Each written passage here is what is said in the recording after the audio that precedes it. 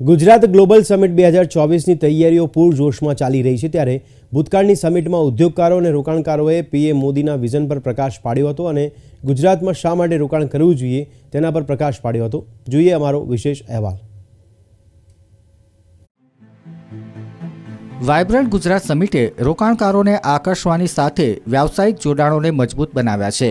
આ સાથે જ વાઇબ્રન્ટ સમિટે ગુજરાતના આર્થિક લેન્ડસ્કેપને બદલવામાં મહત્વની ભૂમિકા ભજવી છે। I am a different type of person. My thinking is different.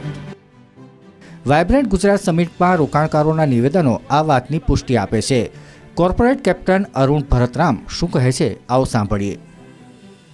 When we decided to come to the West, our choice was straight away to Gujarat because it is really a vibrant atmosphere that exists in Gujarat.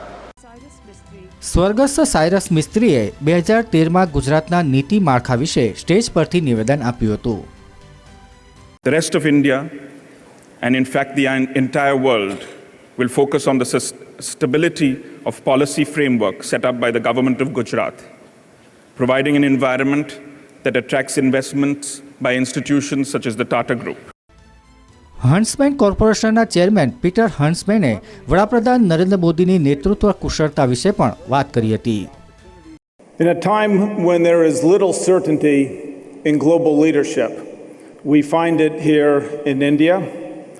In a time when there is courage that is lacking in many decisions that are made around the world, we find it here in India.